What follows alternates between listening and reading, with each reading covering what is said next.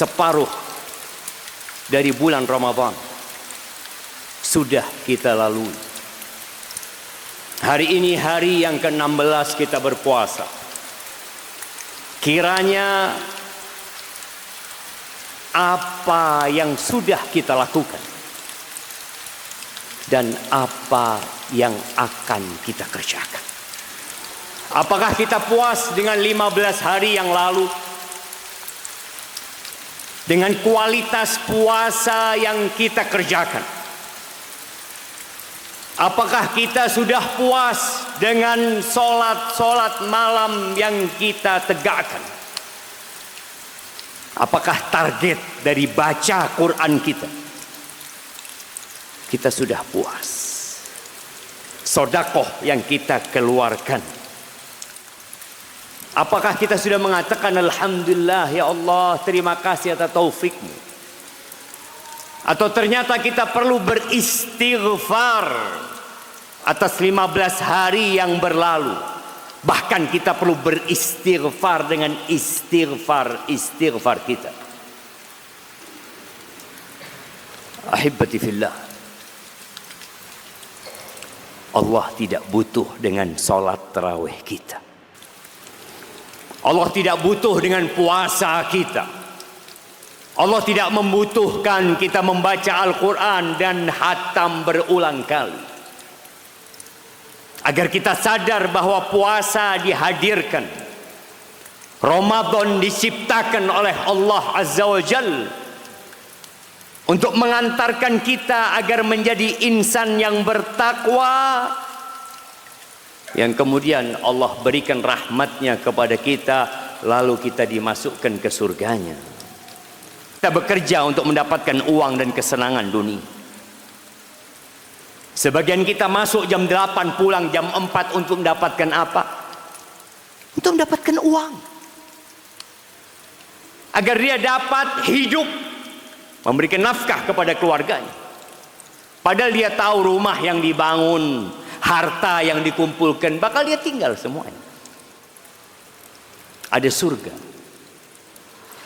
Arduhas samawatu wal ard, yang luasnya seluas langit dan bumi. Uiddat lil muttaqin, yang disediakan untuk orang-orang yang bertakwa. Kalau semua penduduk bumi ini tidak berpuasa, kalau seluruh masyarakat yang ada di Indonesia bersama yang ada di belahan dunia lainnya tidak ada yang sholat satu pun dari mereka, fa innallaha ghaniyun 'anil 'alamin. Allah tuh maha kaya. Allah tidak butuh dengan alam semesta ini. Lau anna awwalakum, kata Allah Jalla Jalaluhu dalam sebuah hadis qudsi, menggambarkan tentang ketidakbutuhan dia dengan kita. Lau anna awwalakum wa akhirakum wa insakum wa jinnakum kanu ala atqa qalbi rajulin wahidin minkum, ma zada dzalika fi mulki syai'a.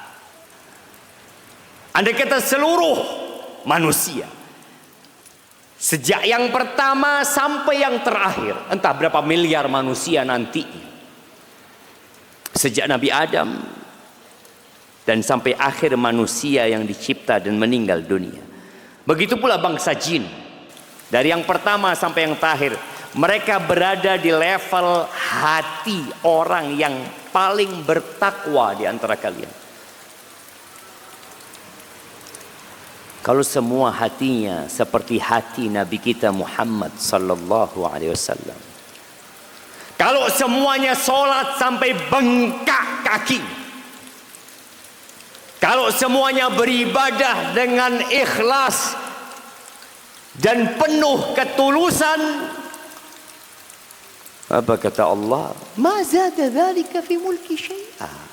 Itu tidak akan menambahkan di kerajaanku sedikit pun. Artinya tidak ada gunanya buat Allah. Allah tidak ada kepentingan dengan ibadah kita. Dan sebaliknya, law anna awwalakum wa akhirakum wa insakum wa jinnakum kanu ala afjari qalbi rajulin wahidin minkum.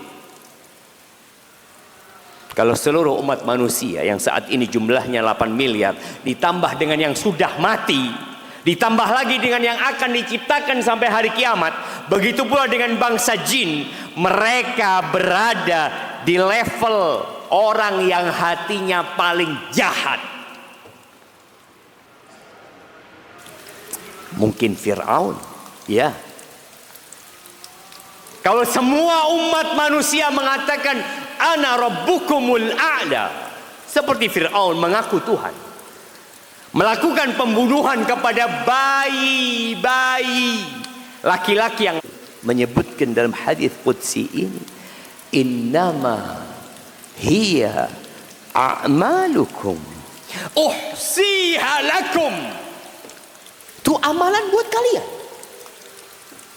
Amalan kalian, ibadah-ibadah kalian, dosa-dosa kalian, kemaksiatan-kemaksiatan kalian, uhsiha lakum, aku catat, aku kumpulkan buat kalian.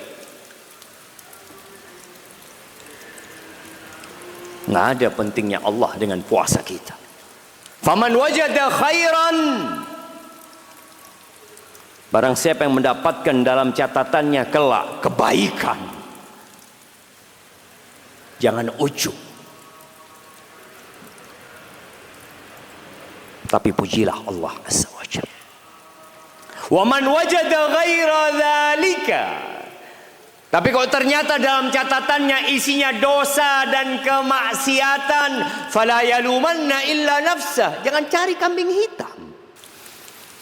Tak perlu, oh gara-gara fulan, lingkungannya tidak mendukung, kawan-kawan tidak mendorong aku untuk menjadi orang baik. Gak perlu engkau cari pembelaan. Jangan celah kecuali dirimu sendiri. Ahibati fillah, semuanya, ana, antum, orang-orang soleh, orang-orang baik, dan orang-orang yang kurang baik, ataupun orang yang tidak baik, semua akan menyesal kelak pada hari kiamat. Allah Azza wa Jalla mengatakan, waji'a yawma idzin bi jahannam. Tatkala Indonesia hilang dari peta, tatkala dunia menjadi hamparan nyata, lalu Allah bangkitkan manusia dari kuburnya, lalu mereka digiring ke padang mahsyar, Allah datangkan itu api neraka. Waji'a yauma idzin bi jahannam. Ada 70.000 malaikat di setiap satu tali kekang yang jumlahnya 70.000, menarik itu neraka jahannam. Apa yang terjadi sama kita pada hari itu? Yauma idzi yatadzakkarul insan wa anna lahu dzikra. Pada hari itu kita akan ingat. Kita ingat dengan hari ini, tanggal 16 Ramadan.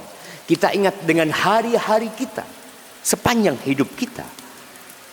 Wa anna lahu dzikra. Tapi apa gunanya ingat pada hari itu? Kenapa aku telat pada waktu hari itu datang Jumatan? Kenapa aku tidak di soft pertama? Kenapa aku di soft kedua? Apa gunanya? Tidak ada gunanya. Yaqulu ya laitani qaddamtu li hayati. Dia akan mengatakan, andai kata aku berbuat untuk kehidupanku. Berarti dunia ini bukan kehidupan. Bukan. Satu hari di akhirat sana sama dengan 1000 tahun. Kita cuma 70 tahun, 80 tahun. Kita bekerja. Itu kehidupan yang sebenarnya, yang seharusnya kita berbuat untuk itu.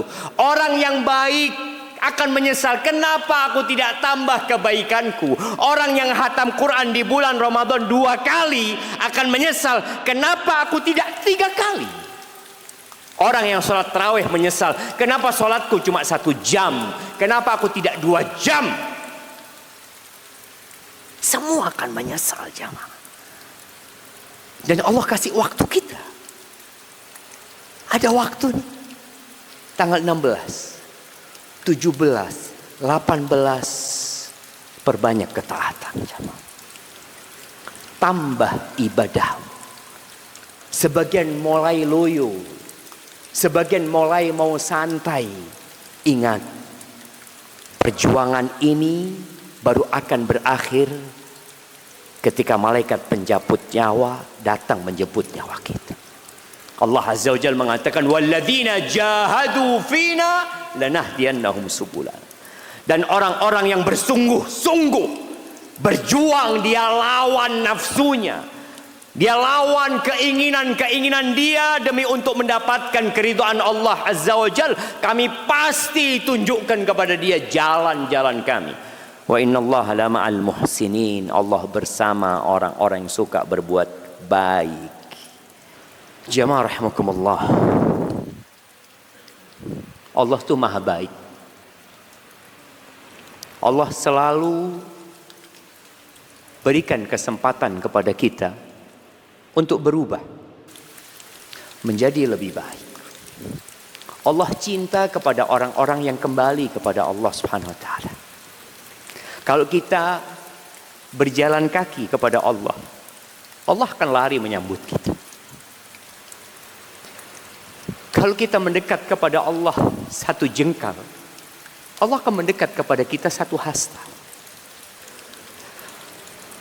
Allah itu Ar-Rahman. Allah itu Ar-Rahim. Allah itu At-Tawwab. Allah itu Al-Ghafur. Allah itu Al-Latif. Allah itu punya nama-nama yang indah dan sifat-sifat yang mulia. Maka menyambut 10 malam terakhir bulan Ramadan ini, tolong kita buat perencanaan yang diridhai Allah Subhanahu wa taala.